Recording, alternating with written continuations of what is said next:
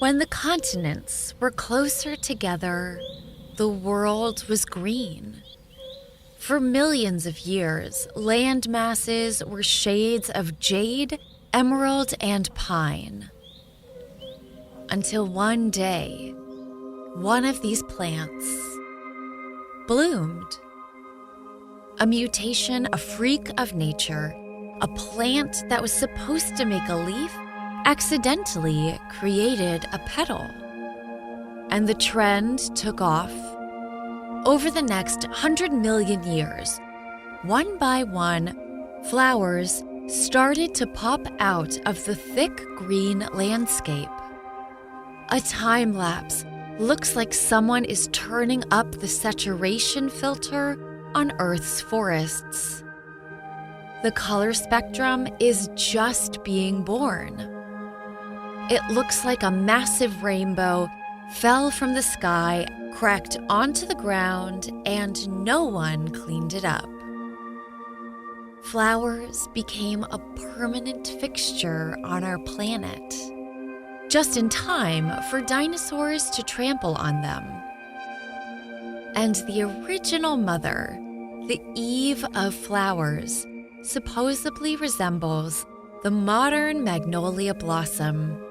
It's believed that this flowering tree was the first of its kind, and it made its way along the supercontinent. The magnolia tree is so old, it predates bees. Instead, the plant seduces beetles into their bosom blossom. But things fall apart. Relationships change and plate tectonics move. Each new continent took a magnolia with them, like dividing up a silverware set between parting roommates. Since then, the magnolia tree has evolved with each separate landmass and adapting to its new surroundings. Some are short and shrub-like, while others reach 80 feet tall. The flowers can be anything from pink to ivory or lavender. Some petals are thin like fingers, others are as thick as hands. Today, on our 7 separate continents, the magnolia tree is one of the oldest remaining species of the land before time. And in 1889, there is one woman who is so grateful to see the varieties of the magnolia. As she stands under one of these magnolia trees, thousands of miles from her home, it still reminds her of the ones she used to sit under as a child and write poetry. And she's so grateful she gets to see the varieties of the magnolia and all that her planet has to offer. I'm Adrien Behn, and this is Strangers Abroad, a race around the world, based on the true story of Elizabeth Bisland.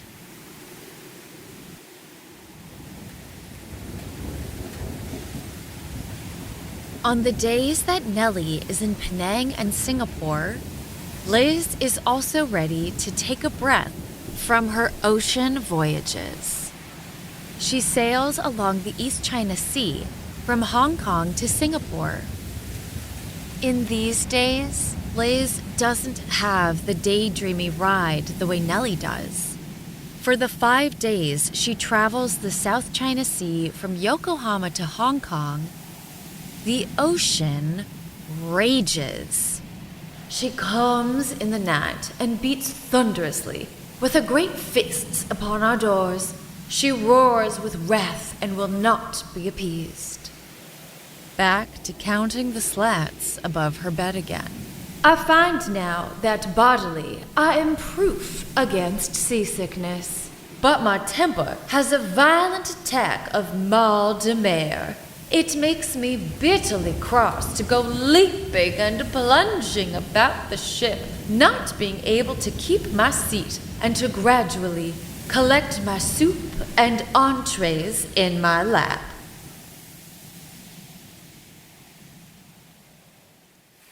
After days of being tossed about, the waters eventually calm and turn into a sparkling green emerald as they sail to the doorway to China.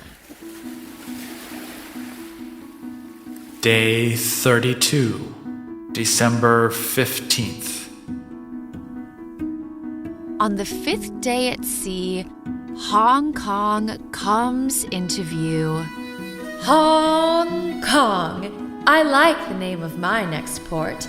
It has a fine, clamorous significance, like two slow, loud notes of some great, brazen-lunged bell. Hong Kong. Liz takes another exhale of relief. That land is near. We descry again on the horizon the bamboo wings of the fishing and coasting junks. These sails are somewhat larger and deeper in hue than those of Japan, and still more resemble the fans of giant yellow and russet butterflies.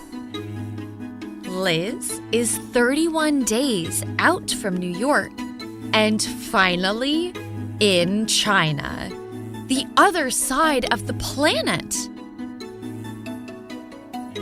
Liz's ship slips into the Pearl River Delta, and the Amethyst Island grows in more detail. This island city is surrounded by violet mountains, dotted in evergreens that cut off right at the busy water's edge.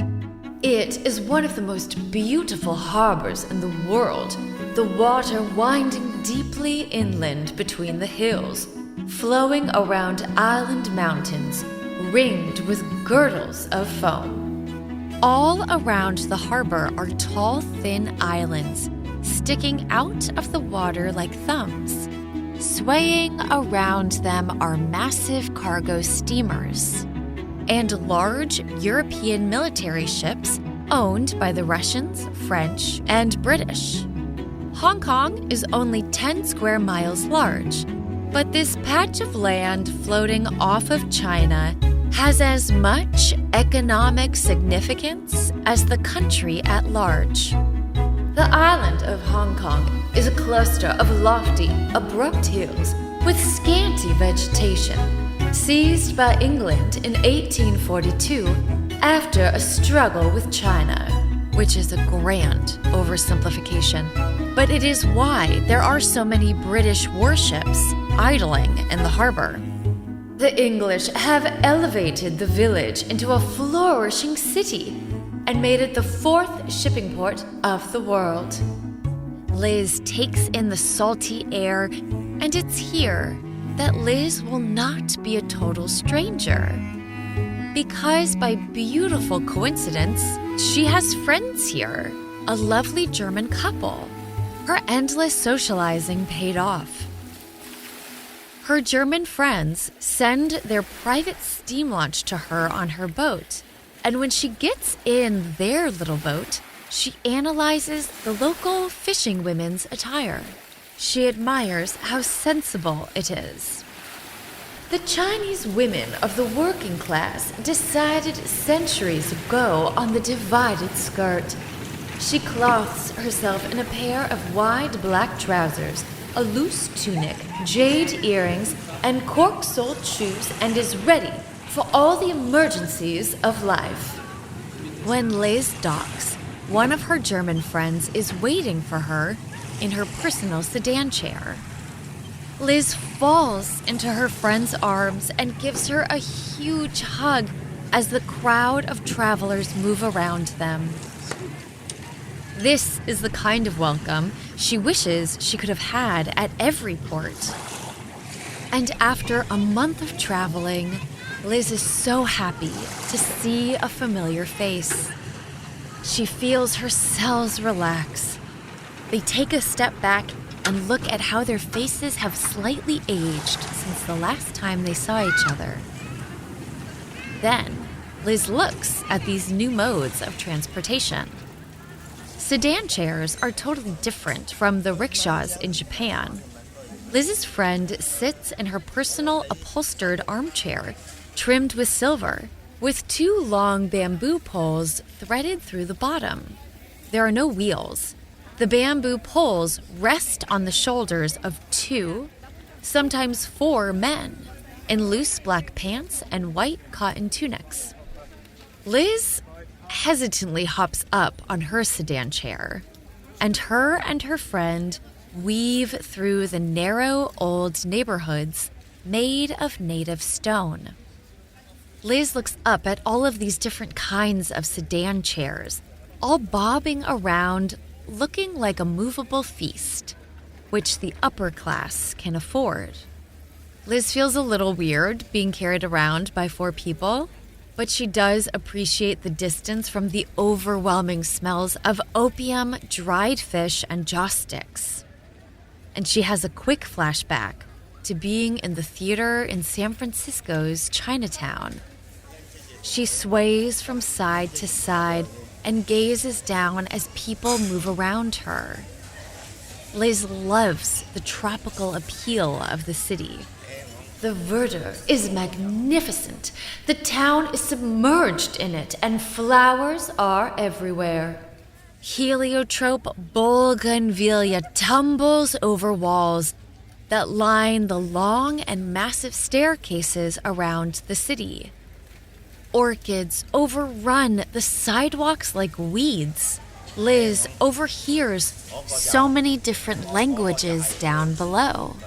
She gazes at the wide range of different faces moving around her. Old, wrinkled Chinese women walking around in their silk gowns with their hands tucked away in loose sleeves. She tilts her head up and sees Macanese locals, people of Chinese and Portuguese descent, peering down from their balconies in front of their bamboo blinds. Then Liz takes a long gaze as a Parsi from one of the lost tribes passes her by and is swallowed up by the crowd. And out of all of the chaos, one man stands out to her. A tall, gorgeous, dramatically dressed gentleman catches her eye. At the corner stands a haughty, jeweled-eyed prince of immense stature, straight and lithe as a palm, whose high features, bronze contents are unfathomable of pride and passion. He wears a soldier's dress and a sword and a huge scarlet turban of the most intricate convolution. I cried out with astonishment at the sight of the superb creature. Is that an emperor? I demanded in breathless admiration. Why, he's only a Sikh policeman, my friend said. There are hundreds about this place, quite as superb as he. Liz's eyes are filled with hearts. She feels a heat swell in her body. She stares at his broad chest, strong legs, red turban, and the long sword at his hip.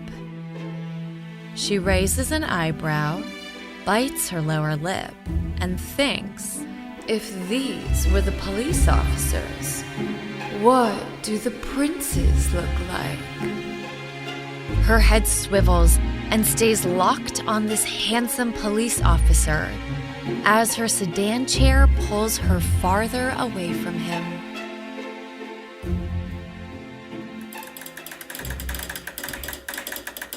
Liz makes a quick stop at the Great Northern Telegraph Company to tell Cosmo that she arrived in Hong Kong.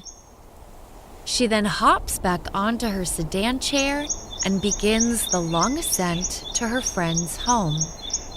Her friend's home is snug on a jungly hill overlooking the city, and these poor drivers had to slug all of Liz's luggage and her body up these massive hills. Across the street from her friend's house is a light blue all-girls school run by the Portuguese.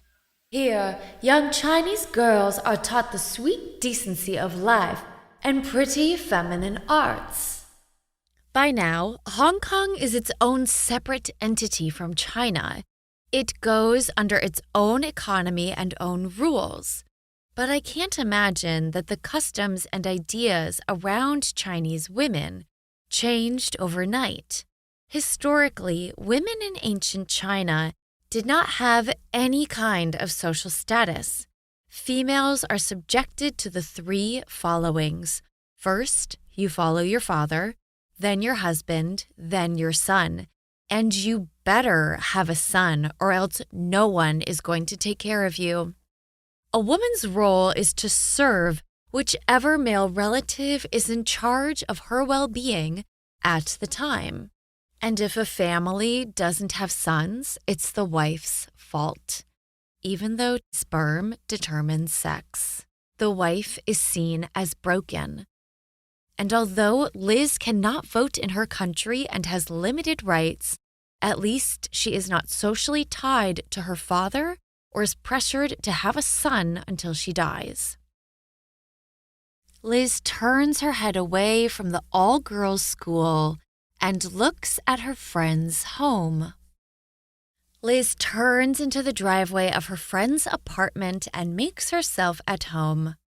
Her friend has impeccable taste. Rooms are heavily draped in dark velvets and marble furniture. Photos of the Prussian royal family adorn every room. Liz is escorted into a huge bedroom with her own private stone bathroom. Honestly, it's probably bigger than her Manhattan apartment. And just outside her window is the view of the city. As the sun disappears, Liz steps outside to take the whole scene in. The moonlight drapes the white city into a midnight blue. She sees people moving about at a distance. Little lights twinkle as the night begins to fall. She stares out at the small island mountains surrounded by boats in the harbor. She's starting to get the hang of all of this international travel. Day 33, December 16th. Liz wakes up excited to explore Hong Kong. She loves that she has a few days to sink her teeth into the city. Well, at least the Western version of Hong Kong. Many of the British ports are bifurcated between local areas and where the Europeans take root. So first, Liz and her friends take their sedan chairs down to the local area where Liz quickly discovers that any Chinatown she explores back in America will always be a watered-down version of the original. As they make their way down the hills, it is much hotter down here on sea level. And it's thick with pungent smells of metropolitan life. Because Hong Kong is unbelievably dense, it's estimated that 1,600 people live in a single acre. The town is growing and prosperous.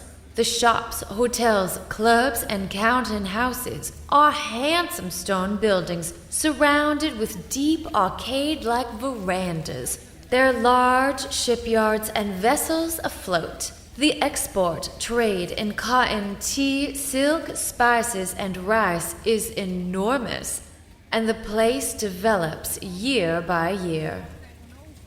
They pass butcher shops with ducks hanging from their necks. The smells of soy sauce, fish balls, and tea eggs perfume the open-air markets. Sidewalks are also dining areas, where men sit at long tables on small benches and dig into bowls with their chopsticks. Long vertical signs hang above their heads covered in Chinese characters. The streets are more chaotic here than the calm, quiet ones of Japan. Liz rides high above the chaos and has a balcony seat to the goings-on of daily life. Liz is enraptured until the Scottish regiments walk by.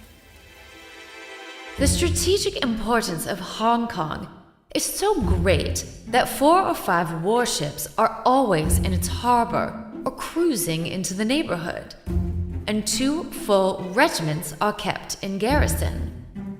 Scottish regiments wearing white jackets and helmets with their kilts in this heat. They are being put through a rapid and vigorous drill. Liz stares as they do military exercises and work up a sweat in their army uniforms.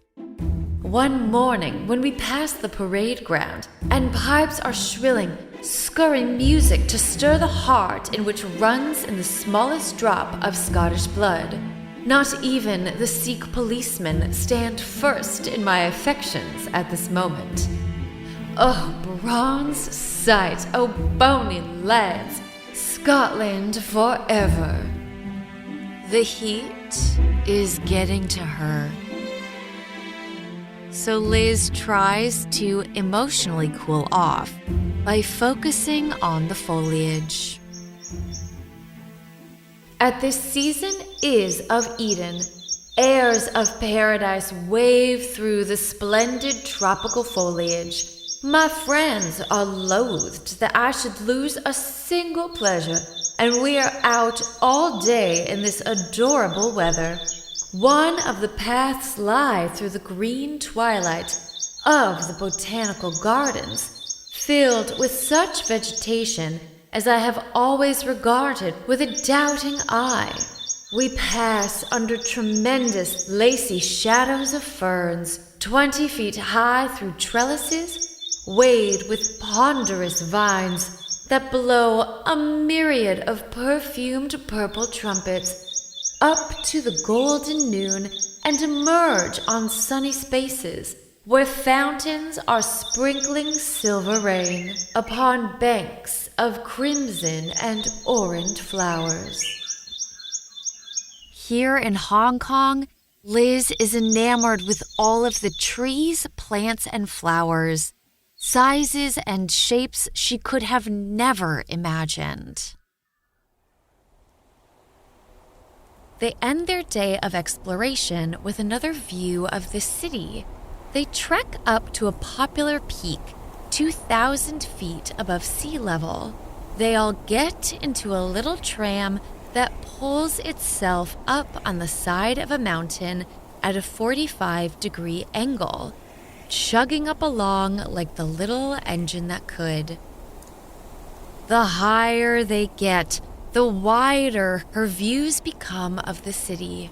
They pass resorts and beautiful Italian-styled bungalows. Liz feels the cool wind on her face as they pass 1,000 feet above sea level, and then 2. Once they get to the top, the first thing Liz sees is construction of a summer hotel. But she does find a spot to look at the scenic view. We can see from here how the water flows between the hills and how the Barber broadens to bays and narrows to straits between the island mountains. Only at Rio de Janeiro and Sydney, they tell me, is there a harbor whose beauty compares to this. Liz takes it all in, the vibrancy of the Eastern world. As Liz stands overlooking the city and the oceans and islands around it, with mainland China just to the north, Liz feels as big as the mountain itself. She is really on top of the world and can take anything on. She is so far from home and farther than any of her dreams could have ever taken her. The bird is no longer caged.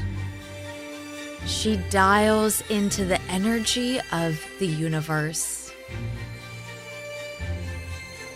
As her and her friends turn around and make the long way down the mountain, something shifts within Liz.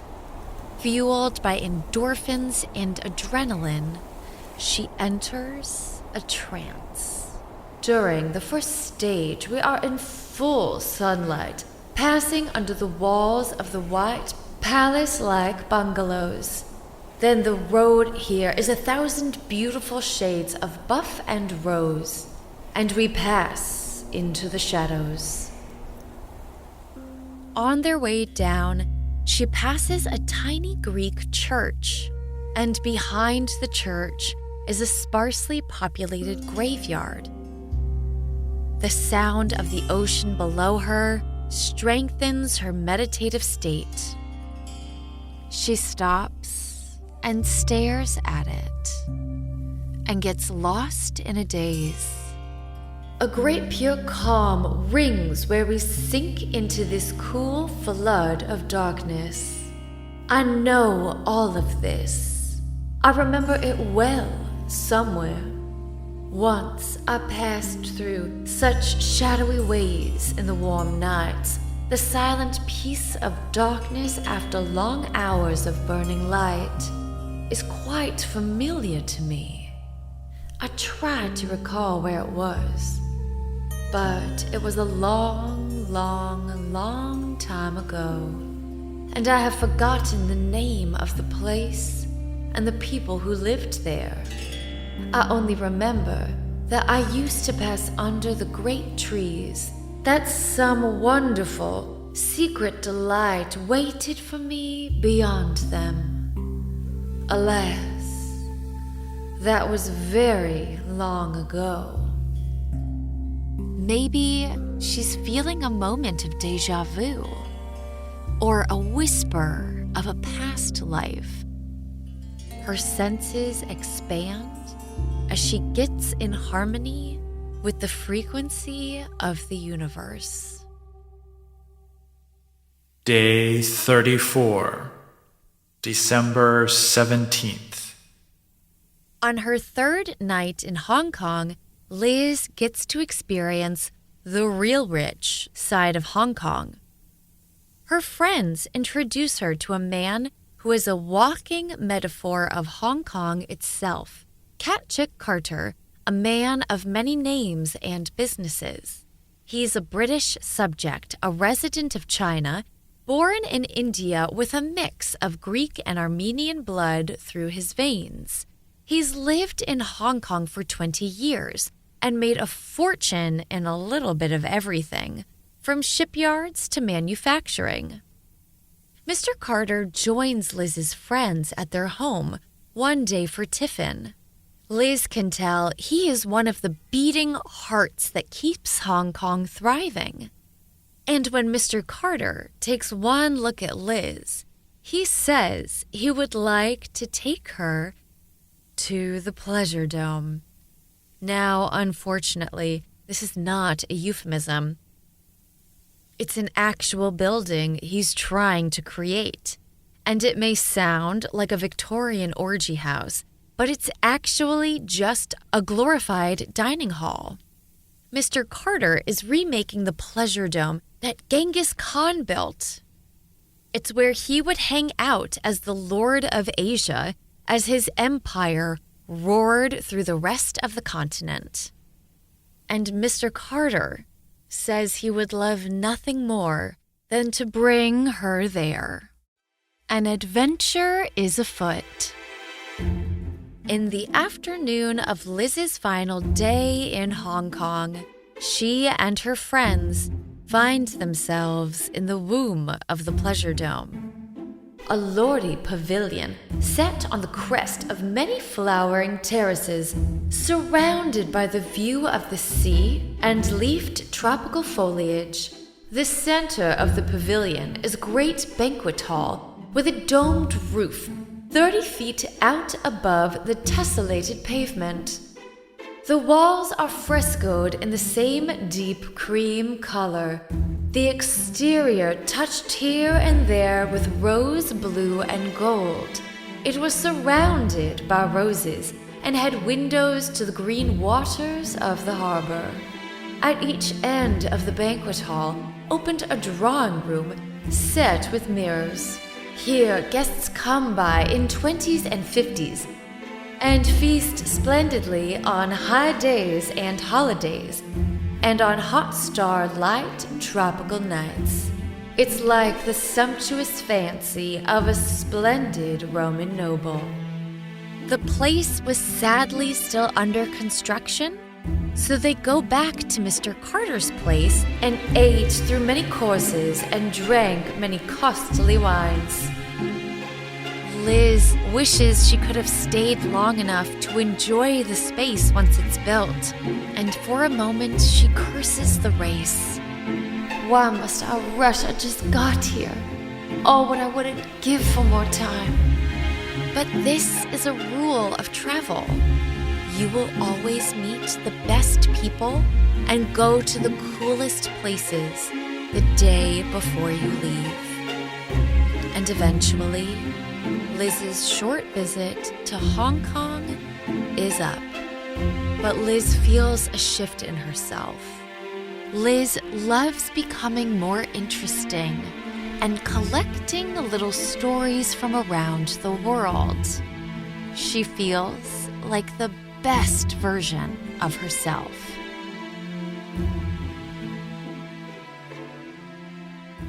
Day 35, December 18th. While Liz has been taking it easy in the Pleasure Dome, JBW has been looking for ways to speed Liz along. On the morning of December 18th, Liz will be getting on the large and luxurious steamship the Prussian, which will take her all the way to Genoa, Italy. However, JBW had been working hard to convince the owners of the Prussian to surpass its fastest time. He offered them a, quote, substantial reward. And now, with the right incentives, the owners of the Prussian steamship predicted that they could get to Genoa 5 days ahead of schedule. This sets Liz up to be back in New York by January 26th, ending the race in 73 days. All of this is set in motion the morning of the 18th. The bribes are offered, bags are packed as the Prussian is being inspected. Liz is sad to leave her friends, knowing she won't see any familiar faces for another 40 days. But she loves that here, halfway around the world, she is still her best self when she is exploring another culture, another city, and meeting incredible new people. Everyone she met came to see her off, surrounded by the charming friends and acquaintances of this Hong Kong episode, who had come to give me a final proof of their goodness and wish me speed on my journey. But Liz doesn't get to step onto her steamship because a problem is found. Someone found that a blade propeller has lost a screw. Now, this is a common yet annoying accident. This one small piece of metal renders the ship and all of its passengers stranded. The ship has to be towed into the port and fixed on land, which could take who knows how long. So when word hits Elizabeth's ears, she doesn't wallow, curse the fates, or look at it as a sign to stay in Hong Kong. She hustles with all of her bags and trunks to the local P&O offices, the same company that got her across the Pacific. Panting, Liz explains her predicament. I need to get on a boat to Singapore immediately, and I need to be back in New York in 41 days. At the desk, the officer suggests the Tims, a British mail boat on the P&O line, which is leaving that afternoon for Colombo, Ceylon. It isn't as luxurious as the Prussian would have been, but Liz has a job to do. With her ticket to the Thames in one hand, she writes a telegraph to Cosmo in the other. Within minutes, she finds herself on the deck of the Thames, surrounded by more handsome men from India and Scottish sailors in their kilts on their way back to Britain. Liz is not upset. She's happy to set sail on this pleasure boat. She hears bagpipes play the Scottish soldiers away in the humid Hong Kong day. I wave goodbye to my friends and the beautiful city with the keenest regret. The 5th stage of my journey has begun under the shadow of Union Jack. Fortunately, the Thames mailboat is faster than the Prussian, which is great because from now on, the dial is being turned up on the race. Liz's long stops and daydreaming in cities is over. She is well rested for the second half of her journey and will have to muster the strength to see it through. As Liz sets sail for Singapore, the midpoint of her race, she will pass her competitor.